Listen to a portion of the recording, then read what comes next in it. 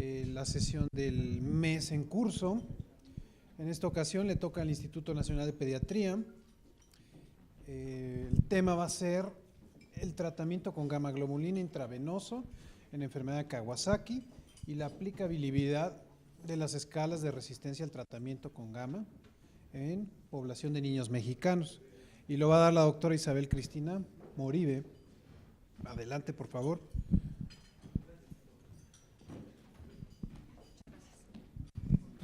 Bueno, muchas gracias. Buenos días a todos. Ya el doctor me presentó. Yo soy residente de quinto año del Servicio de Alergia e Inmunología. El día de hoy vamos a hablar un poco de enfermedad de Kawasaki y es un gusto presentarles mi tesis, que consiste en la aplicabilidad de estas escalas de resistencia al tratamiento con gamma globulina que ya están descritas en la literatura a nuestros pacientes atendidos en el Instituto Nacional de Pediatría con diagnóstico de enfermedad de Kawasaki. Entonces, el objetivo de la clase va a ser hablar un poco de las generalidades como tal de la enfermedad de Kawasaki. Vamos a definir este término de pacientes resistentes al tratamiento con gamma globulina o también llamados no respondedores al tratamiento. Vamos a revisar qué escalas existen en la literatura con respecto al tema de la resistencia. Les voy a mostrar una serie de casos que existen, la serie de casos del Instituto Nacional de Pediatría en los últimos 5 años que hicieron resistencia al tratamiento con gamma y finalmente la aplicabilidad de estas escalas. Entonces, pues con respecto a la enfermedad de Kawasaki, de definición tenemos que es una vasculitis aguda de compromiso sistémico, que ya sabemos todos que conduce a la formación de aneurismas de arteria coronaria en aproximadamente el 25% de los casos de los pacientes no tratados con gamma globulina. Ya está descrito que todos los pacientes tratados con gamma globulina, este porcentaje de aneurismas de arterias coronarias puede disminuir hasta el 4% y se reporta actualmente como la principal causa de cardiopatía adquirida en el mundo. Esto cuando previamente la causa en unos años anteriores de esta cardiopatía adquirida era la fiebre reumática. Hoy en día se describe la enfermedad de Kawasaki como la principal causa en niños. Con respecto a la epidemiología, pues sabemos que tiene un poco de predominio con respecto al género hombre, de 1.5 a 1.7, que afecta principalmente a los niños menores de 5 años, casi el 80% de los casos. Y con respecto a la incidencia, solo para mencionar, y esto ya sabemos que existen poblaciones en el mundo que tienen incidencia de la enfermedad muchísimo más alta, con respecto a poblaciones europeas o norteamericanas, llegando en Japón a tener hasta 264.8 casos por cada 100.000 habitantes. La epidemiología de nuestro hospital, pues hemos atendido desde el 2011 al 2017 aproximadamente 315 pacientes con enfermedad de Kawasaki. De estos, el 82% de los casos han sido menores de 5 años, como lo dicta la literatura, y también tenemos un predominio de varones, igual que como está en la literatura en el mundo. Y como podemos ver en los últimos años, la incidencia, bueno, el número de casos realmente han incrementado, casi hemos llegado hasta 60 por año. Esto puede como generarnos dos preguntas: o realmente se han incrementado el número de casos de enfermedad de Kawasaki, o estamos más sensibilizados con el diagnóstico y la diagnosticamos con más frecuencia. Bueno, eso no lo sabemos. Con respecto al diagnóstico, pues los criterios están establecidos desde 1967 por el doctor Tomisaku Kawasaki, que fue quien fue el primer japonés que describió este grupo de 50 pacientes con enfermedad de Kawasaki que cumplieron con todas las características clínicas. En esto no me voy a detener, pero rápidamente quiero que les recuerden simplemente los criterios establecidos. Es un paciente que cuente con fiebre de 5 días de evolución. Recuerden que la fiebre se inicia el conteo desde el primer día de la enfermedad, que cumpla con cualquiera de estos 5 criterios o que tenga alteraciones como inyección conjuntival, que se describe no purulenta, estos cambios en los labios con eritema, que pueden tener un poco de papilas como incrementadas de tamaño, y también eritema en la lengua, llamada lengua en fresa, un rash que es polimorfo, que sabemos que no es un rash típico, que lo describen como un exantema maculopapular y que finalmente no es vesicular ni buloso, y eso sería un diagnóstico diferencial, y estos cambios en las extremidades. Y el criterio más tardío, que sería la aparición de este ganglio, que lo definen como un ganglio que habitualmente es unilateral y que debe de medir más de 1.5 para que sea criterio. Finalmente, en la literatura se describen otros tipos de manifestaciones clínicas, como son esta zona de eritema en la inocunación de la BCG, que puede llegar desde solo eritema hasta tener necrosis de la BCG.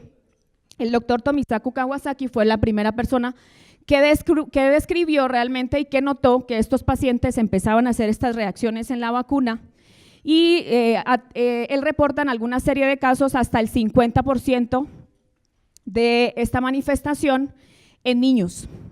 La otra manifestación también que se describe es el eritema de la zona del pañal, que también es muy frecuente en la pediátrica, y finalmente en la fase subaguda o en la fase ya de convalecencia, la zona de descamación, principalmente en las zonas donde tuvo más eritema. Pues no están dentro de los criterios, pero también nos ayudan y nos apoyan al diagnóstico. Y solo para recordar que existen ya casos reportados en la literatura de pacientes con enfermedad de Kawasaki sin fiebre. Han sido pacientes como, por ejemplo, este paciente que lo describió la doctora Saltijeral, es un paciente mexicano, que cumplió con todas las características clínicas de la enfermedad, nunca tuvo fiebre, sí tuvo reactantes de fase aguda positiva, tuvo aneurismas y finalmente cumplió con criterios de enfermedad de Kawasaki a pesar de que no tuvo fiebre. Y finalmente la enfermedad de Kawasaki es una vasculitis sistémica aguda que puede llegar a comprometer cualquier órgano, pero sabemos que los efectos cardiovasculares son los que tienen más impacto en la enfermedad. Y con respecto al tratamiento, pues bueno, desde los 80, este doctor Furucho fue el primero que describió que la gamma globulina a dosis altas podía disminuir la incidencia de aneurismas coronarios. Él utilizó dosis de 400 miligramos kilodosis durante 5 días continuos y comparó pacientes que fueron tratados con aspirina y con gamma globulina a esta dosis o con aspirina sola, y notó cómo disminuía la incidencia de los aneurismas casi de un 30% a un 7%. Sin embargo, desde el 2004, cuando la AHA saca la primera recomendación, como tal recomendación de tratamiento con gamma globulina, nos reportan que la dosis debe ser de 2 gramos kilodosis en una sola infusión. Esa infusión debe ser administrada de 10 a 12 horas, debe de ser dentro de los primeros 10 días y tan pronto como sea posible al momento del diagnóstico. Sin embargo, si un paciente después de los 10 días continúa con respuesta inflamatoria o con fiebre, debemos de tratarlo, ¿no? La aspirina, que también se cataloga como una recomendación para la enfermedad y que sabemos que no disminuye la incidencia de aneurismas coronarios, eso ya está descrito. Sin embargo, lo utilizamos con dosis antiinflamatorias al momento del diagnóstico hasta que el paciente esté febril. Con esto solo quiero mostrarles estas dos dosis que están descritas entre 30 y 50 miligramos kilo día y entre 80 y 100. Los orientales japoneses han utilizado esta dosis de 30 a 50 miligramos kilo día, que son dosis un poco más bajas que la utilizan los norteamericanos, y ellos, su teoría es que finalmente la aspirina, como no tiene un impacto en la incidencia de los aneurismas coronarios, han visto que las dosis altas puede tener más hepatotoxicidad y efectos adversos gastrointestinales. Entonces, habitualmente en todos sus estudios ellos utilizan dosis más bajas. Ok, con respecto a las complicaciones, ya sabemos que todos los pacientes tienen riesgo de hacer aneurisma sin tratamiento en un 25%. Todos los pacientes que son tratados de manera adecuada con 2 gramos por kilo, 2 gramos por kilo en una sola infusión, pueden llegar a tener, sin embargo, alteraciones a nivel de arterias coronarias. Se describe que el 20% de estos niños va a desarrollar una dilatación transitoria y el 5%, de hecho, estuve revisando otros artículos que ya te dicen el 4%, desarrollará aneurismas, siempre y cuando hayan sido tratados. Y solamente el 1% desarrollará aneurismas coronarios. Esto se los pongo porque vamos a ver ahorita a revisar los casos de los pacientes resistentes al tratamiento y finalmente estos pacientes tienen mucha más incidencia de aneurismas, más altos que este porcentaje a pesar de que fueron tratados y una incidencia o un porcentaje de aneurismas coronarios también mucho mayor. Ok. Entonces, el segundo paso a revisar era los casos, el tema como tal de resistencia al tratamiento. Entonces sabemos que aproximadamente el 10 al 20% de los pacientes con enfermedad de Kawasaki no responden de manera adecuada al tratamiento con esa primera dosis y con la aspirina. Ya se saben los diferentes grupos de pacientes que se han analizado que ellos tienen incremento de riesgo de hacer lesiones coronarias y más gigantes. Y probablemente, y lo que seguramente en unos años saldrá en la literatura, es que este tipo de pacientes se beneficiarían de un tratamiento diferente al momento del diagnóstico. Entonces, ¿cómo lo define la AJA? Son pacientes que presentan fiebre persistente o reaparición de la misma al menos 36 horas después de terminar la infusión de gamma globulina. Esta es la definición de la AJA. Okay. Fiebre, bueno, pues vamos a ver ahorita en algunos de los grupos de pacientes que les voy a enseñar que una de las definiciones que utilizó uno de estos japoneses fue medir los reactantes de fase aguda y no guiarse solo por la fiebre. Este artículo es interesante, es del 2013, porque nos muestra cómo analizan un grupo de pacientes con enfermedad de Kawasaki para saber si continúan con manifestaciones clínicas no febriles y miran qué grupo tuvo más aneurismas coronarios, si el que tuvo manifestaciones clínicas sin fiebre o el que ya no tenía ninguna manifestación clínica. La evaluación se hizo al mes de seguimiento después de la enfermedad. Lo dividieron en dos grupos, un grupo A con persistencia de sintomatología sin fiebre, un grupo B sin persistencia de sintomatología, y analizaron cuál de los dos grupos hizo más aneurismas de arteria coronaria. Y pueden ver cómo el grupo A, que es el grupo que todavía tuvo persistencia de síntomas clínicos sin fiebre, tuvo el 33% de ese grupo tuvo aneurismas coronarios versus el 4.6% del grupo que no continuó con manifestaciones clínicas no febriles. Las manifestaciones más frecuentes fue eritema labial y conjuntival, y finalmente tuvieron un OR de 10.3% el grupo A. Entonces la pregunta es si la fiebre será el mejor marcador para definir si el paciente respondió de manera adecuada al tratamiento con gamma globulina o no. Luego, con respecto a las escalas, pues bueno, existen escalas que se describieron en los 80, que son estas, predictores de lesiones de arteria coronaria, en el tiempo en el que primero no existían ecocardiogramas y tenían que definir a qué paciente hacerle una arteriografía o un cateterismo para valorar si presentó o no presentó aneurismas de arteria coronaria. Y la otra era que en esta época la gamma globulina no estaba indicada en todos los pacientes y ya se habían descrito en la época efectos adversos de la gamma y por ende trataban de escoger a qué paciente darle gamma y a qué paciente no darle gamma. De ahí salieron esos predictores de lesiones de arteria coronaria. Uno de ellos, miren la época, es de 1980, es Asai y Kusukawa, y estos otros, que finalmente creo que el que yo más he escuchado es este score de Arada, que fue publicado en 1991, pero que finalmente pues ya no los utilizamos porque sabemos que la recomendación es que a todos los pacientes le demos tratamiento con gamma globulina. Luego de eso salen este tipo de escalas para tratar de predecir qué pacientes no van a hacer respuesta adecuada al tratamiento con gamma globulina. Entonces, los japoneses, que son los que más saben de la enfermedad, sacan estas 3 escalas, cada grupo, Kobayashi, Egami y Sano, en donde analizan cada uno de sus grupos de pacientes con enfermedad de Kawasaki y lo comparan los pacientes que hicieron resistencia con los que no hicieron resistencia y tratan de hacer un score para ellos catalogarlos como alto riesgo al momento del diagnóstico. ¿Y esto por qué surgió? Simplemente porque notaron que todos estos pacientes que no respondían al tratamiento, finalmente eran pacientes que tenían más inflamación sistémica y tenían más mortalidad de la enfermedad, es decir, más aneurismas. Entonces tenían que tomar medidas con respecto. Entonces el primer grupo, y se los voy a enseñar los 3, es este Kobayashi, que fue un estudio ambispectivo, tomó 546 pacientes retrospectivos, 200 prospectivos, y mire cómo él define los no respondedores como fiebre persistente o reaparición de la misma después de 24 horas de finalizar la gamma, cuando la AJA no lo toma en 36, pero Kobayashi tomó 24 horas. El 21% de estos pacientes no tuvo respuesta al tratamiento y comparan los que no respondieron con los que respondieron y miren cómo tuvieron más aneurismas de arteria coronaria los pacientes que no respondieron tanto en la fase aguda como en la fase subaguda.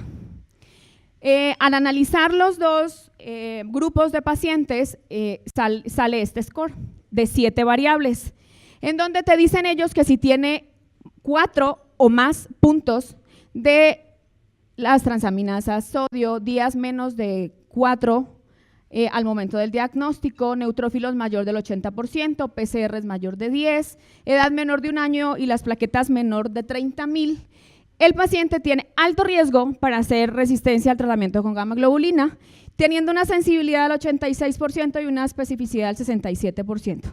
Finalmente, los que se catalogaron como alto riesgo, es decir, 4 puntos o más, tuvieron el 16% de ese grupo aneurismas versus los que se catalogaron con bajo riesgo, solamente el 1%. Y también notaron que si tenían puntuaciones muy elevadas, es decir, más de 7, esos pacientes tenían más aneurismas y no respondían al tratamiento. Luego, EGAMI hace un estudio retrospectivo, un poco menos pacientes, 320, y miren su definición. Entonces ellos dicen, la definición de pacientes no resistentes es resolución de la fiebre y disminución de los niveles de la PCR es más del 50%. Perdón, esto es IO, a las 48 horas posteriores al tratamiento inicial. Entonces ellos no solamente ven la fiebre, dicen, bueno, si el paciente no disminuyó su PCR más del 50%, existe una probabilidad de que el paciente continúe con un proceso inflamatorio y lo catalogaron como no respondedor. De estos también, los que hicieron resistencia fueron los que más aneurismas tuvieron con respecto a los que no tuvieron resistencia, y de aquí sale esta escala, tiene menos variables, solamente son 5 variables, y con 3 puntos o más, lo catalogan como alto riesgo con una sensibilidad del 78% y una especificidad del 76%.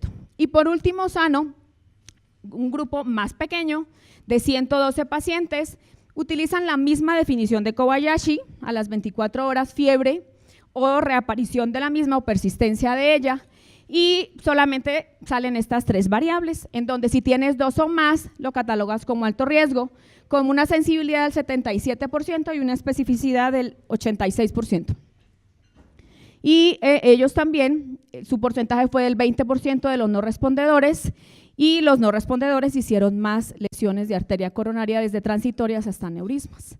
Luego, entonces, ¿qué pasa en Estados Unidos? La doctora Adriana Tremoulet publica este estudio en el 2008 y dice que su población empieza a tener más incremento de resistencia al tratamiento con gamma globulina. No lo explica, pero sí su decisión es tratar de hacer un score para sus pacientes norteamericanos y aplicar las escalas japonesas para saber si estas son aplicables a su población.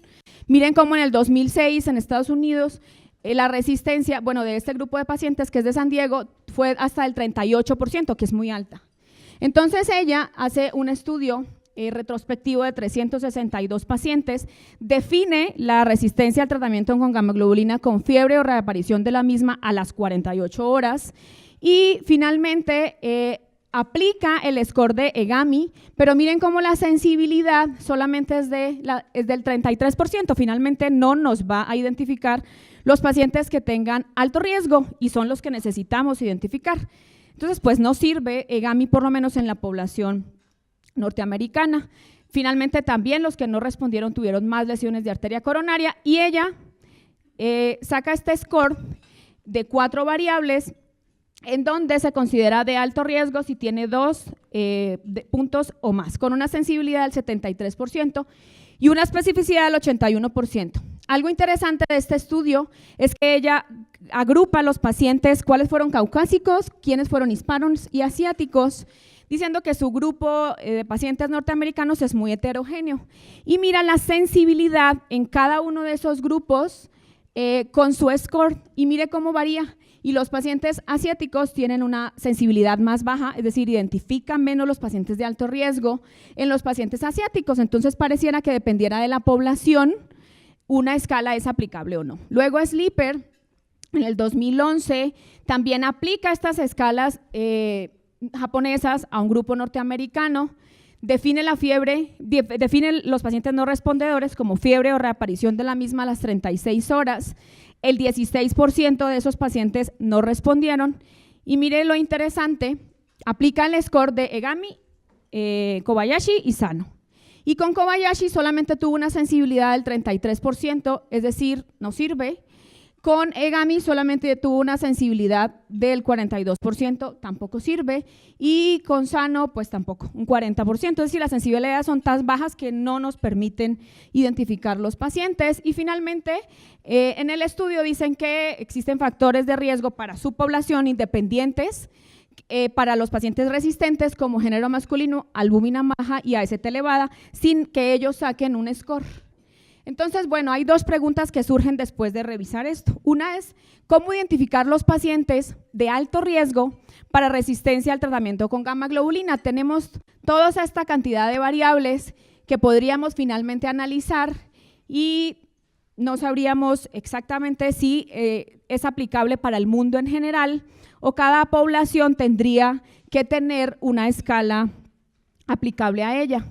La otra pregunta es, ¿cómo definir los pacientes resistentes al tratamiento? Ustedes ya vieron que la AJA te dice fiebre, pero que Sano tomó los reactantes de fase aguda, pero que el estudio que les mostré tuvo un poco más de aneurismas coronarios los pacientes que continuaron con manifestaciones clínicas sin fiebre. Entonces, ¿sería esto el mejor marcador? Aún no lo sabemos.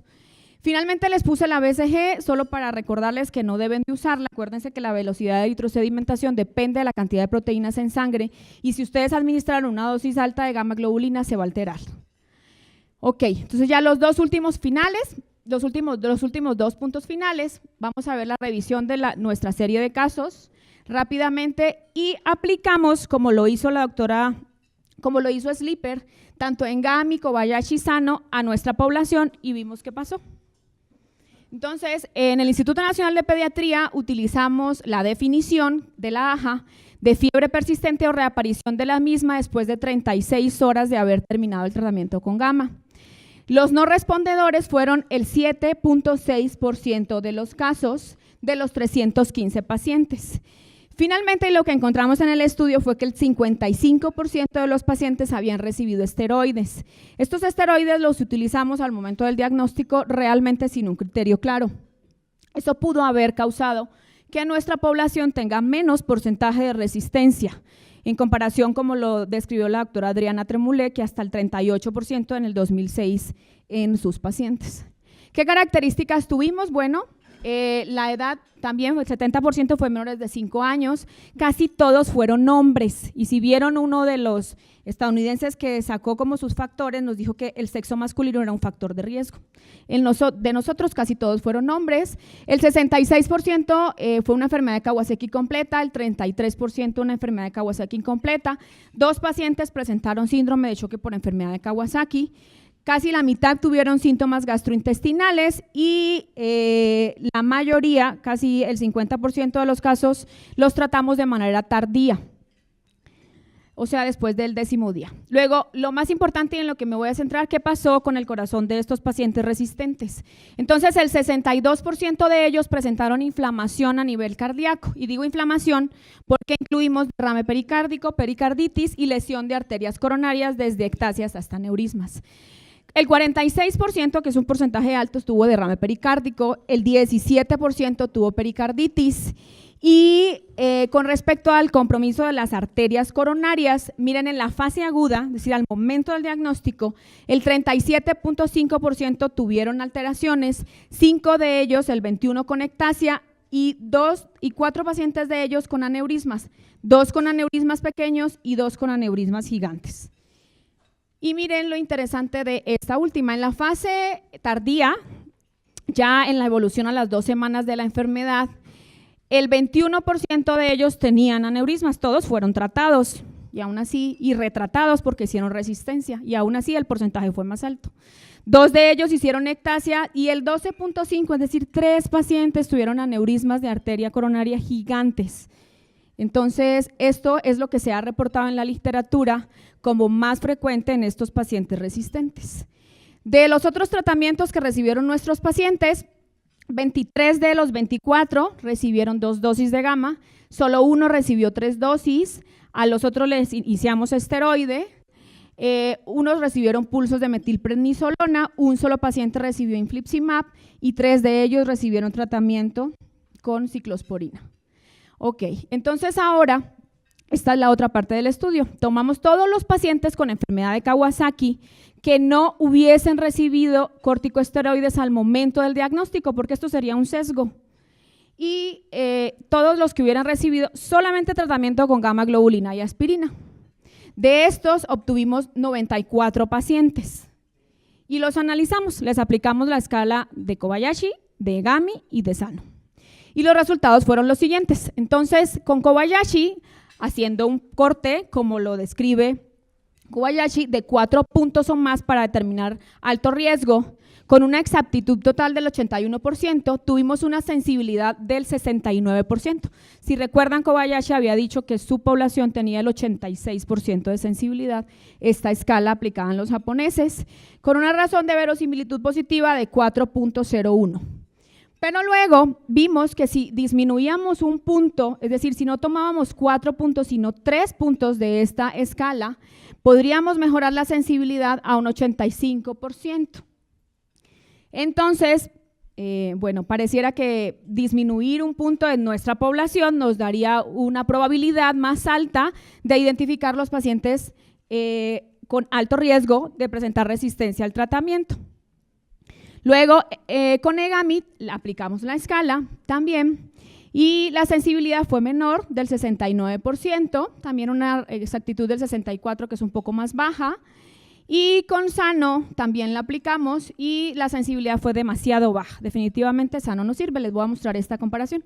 Entonces, esta es la sensibilidad y la especificidad de los artículos originales, esta es la sensibilidad y la especificidad de nuestros pacientes y finalmente parece que con Kobayashi, si nos bajamos un punto a 3 puntos de corte, tendríamos una sensibilidad más alta, que finalmente es lo que buscamos, identificar los pacientes para modificar su esquema de tratamiento al momento del diagnóstico y disminuir esa morbimortalidad en estos pacientes que probablemente ya desde que llegan a nuestras manos vienen con un proceso inflamatorio agudo y severo. Entonces, ¿qué conclusiones salió del estudio? Uno es que las escalas, pues aplicadas a nuestra población, tienen menor sensibilidad, principalmente Sano, finalmente Sano no es aplicable a nuestra población. Que la escala de Kobayashi modificada con 3 puntos o más tiene una sensibilidad del 85% y la conclusión del estudio es que necesitamos más estudios para realizar estas escalas aplicadas a nuestra población.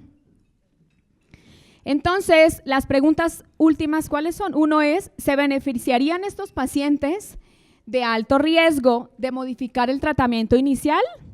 ¿El uso de corticosteroides disminuiría la morbilidad de estos pacientes? Bueno, esto ya sería como otra charla, pero existe ya diferentes revisiones en la literatura del uso de esteroides al momento del diagnóstico con los pacientes que han sido catalogados como alto riesgo, con las escalas de Kobayashi. De hecho, hay un estudio en el 2012 publicado en Lancet, de hecho por el mismo doctor Kobayashi, en donde él toma un grupo de pacientes con enfermedad de Kawasaki, les aplica la escala de Kobayashi, es el estudio RISE, y a un grupo les da solo gamma globulina con aspirina, al otro grupo les da tratamiento con aspirina gamma y corticosteroides solamente a los que tienen alto riesgo, y nota que los que utilizaron esteroides al momento del diagnóstico tuvieron menos lesiones de arteria coronaria, tuvieron menos recrudescencia de la fiebre, es decir, fueron menos tratados y los reactantes de fase aguda disminuyeron más rápido. Entonces, finalmente, sería el uso de corticosteroides solamente indicado en los pacientes que sean catalogados de alto riesgo. Tendríamos que tener un criterio muy claro de quién sí y quién no es candidato para el tratamiento. Y la otra pregunta es, ¿qué hacer con estos pacientes resistentes al tratamiento? Y bueno, pues sí, la verdad es que existen diferentes tipos de manejos antiinflamatorios que van desde esteroides, infliximab, ciclosporina, para manejar estos pacientes resistentes. Y ya para terminar, entonces, al final establecimos este algoritmo de manejo para nuestro instituto, en donde después de que realicemos el diagnóstico de enfermedad de Kawasaki, con todos sus laboratorios que deben de tener y el ecocardiograma al momento del ingreso, vamos a aplicar la escala de Kobayashi en todos los pacientes. Y finalmente todos los pacientes van a recibir tratamiento, como está indicado, con gamma globulina a 2 gramos por kilo dosis en una sola infusión, en un promedio de 8 a 12 horas. La dosis de aspirina la escogimos a 30 miligramos kilo día, fraccionado en 3 dosis, apoyados en que ya los japoneses han demostrado que la aspirina no disminuye el riesgo de aneurismas y las dosis altas son más hepatotóxicas. Y si estos pacientes tienen escalas de Kobayashi de 3 puntos o más, vamos a iniciar esteroides. ¿A qué dosis? Si el paciente cursa con una infección activa, vamos a empezar con dosis bajas antiinflamatorias, con 0.5 miligramos kilo día en base a prednisona, y si no tiene infección, a dosis altas a 2 miligramos kilo día. Algo importante es que todo paciente con enfermedad de Kawasaki, recuerden que uno de las teorías es que los procesos infecciosos desencadenan el proceso inflamatorio, y si el paciente en ese momento tiene un proceso infeccioso activo, debe de recibir tratamiento adecuado dependiendo del foco infeccioso. Luego lo vamos a revalorar a las 36 horas después de haber terminado la infusión. Es decir, si la infusión termina hoy a las 8 de la mañana, se evalúa a las 36 horas después del momento en el que terminó la dosis de gamma globulina, tanto clínicamente, si ha tenido manifestaciones clínicas, y vamos a tomar reactantes de fase aguda de control. Si la fiebre persiste o hay reaparición de la misma, pues simplemente hizo resistencia al tratamiento. Si tiene una PCR como lo hizo sano, que no disminuye del 50% más aún sin fiebre, y si tiene reaparición de los criterios clínicos de nuevos de la enfermedad, que eso sería una indicación de inflamación, sería también un punto para catalogarlo como resistente al tratamiento. Con respecto al resistente, la indicación para los pacientes con resistencia al tratamiento con gamma globulina es la segunda dosis de gamma globulina. Hay algunos artículos que te dicen que con la segunda dosis sola puede disminuir, controlas la enfermedad en el 50%, que la verdad es baja. Entonces, el uso de esteroides en este paciente que ya no te respondió a la primera dosis, pues está indicado. Por eso, si no lo iniciamos al momento del diagnóstico, se va a iniciar en la segunda dosis de gamma globulina. Después de aquí volvemos a revalorar las 36 horas. Si el paciente se controla la enfermedad, continúa con el corticosteroide, con la aspirina. Y si continúa con fiebre, en este punto hay otras opciones de tratamiento, entre ellas uno es continuar con esteroides a dosis altas siempre y cuando el paciente no tenga un proceso infeccioso, que sería un pulso de metilprednisolona o ciclosporina, que ya está demostrada que la ciclosporina tiene buenos efectos en los pacientes que sean resistentes al tratamiento, solamente en los resistentes. Y si con esto no logramos controlar la enfermedad, que realmente sí hemos tenido casos difíciles de controlar, el infliximab es nuestra tercera opción de tratamiento a 5 miligramos kilodosis. Y otros puntos importantes, bueno, si definimos iniciar infliximab en el último punto del algoritmo, debemos descartar siempre una infección latente por tuberculosis, esto para que les quede muy claro. Luego la prednisona, van a decir, bueno, sí, iniciaron la prednisona y luego el niño viene 2 meses después, Cushing, ¿no? Y no, pues la verdad es que todos los estudios utilizan la prednisona hasta que el paciente esté sin inflamación, que puede ser a 2 semanas, 1 semana, y en el momento en que esté sin inflamación clínica y de laboratorio, se debe de iniciar una reducción hasta suspenderlo. El único motivo u objetivo de haber iniciado el esteroide es desinflamar al paciente. Entonces, en el momento en que ya esté desinflamado, disminuirlo y suspenderlo. Luego, la aspirina se debe de disminuir la dosis a 5 miligramos kilo días cuando el paciente esté afebril, después de 48 72 horas, te dice la AJA, pero hay un grupo de pacientes que también han utilizado la aspirina a dosis altas hasta las 2 semanas, es decir, hasta los 15 días. Pero bueno, para nosotros, a las 72 horas, si el paciente está febril, le vamos a disminuir la aspirina a dosis antiagregantes. ¿Y cuándo suspender la aspirina? Bueno, pues hacia los 15 días el paciente ya de control en su ecocardiograma no tiene lesión de arterias coronarias, se suspende. Y si el paciente tiene lesión de arterias coronarias, debe de continuar con la aspirina de manera indefinida. Y el control pues debe de ser a las 2 semanas, para realizar su ecocardiograma y los reactantes de fase aguda. Entonces, ya para conclusión, pues sabemos que aproximadamente el 10 al 20% de estos pacientes con enfermedad de Kawasaki no van a responder de manera adecuada a la primera dosis de gamma globulina, que esos pacientes tienen más riesgo de presentar aneurismas de arteria coronaria, principalmente gigantes, como lo vimos en nuestro grupo de pacientes, que debemos de identificar esos pacientes de alto riesgo para resistencia al tratamiento al momento del diagnóstico, para modificar su esquema de tratamiento y mejorar su pronóstico y ahorrar costos, porque finalmente si disminuimos el porcentaje de retratamiento, pues disminuimos costos tanto hospitalarios como hasta el paciente, ¿no? Y la conclusión y última es que necesitamos más estudios en poblaciones mexicanas con el fin de obtener escalas aplicables a nuestra población, y lo ideal sería que hiciéramos un estudio multicéntrico en donde tomáramos todos los pacientes con enfermedad de Kawasaki y los comparáramos entre los resistentes, los no resistentes y hacer una escala propia. Muchas gracias.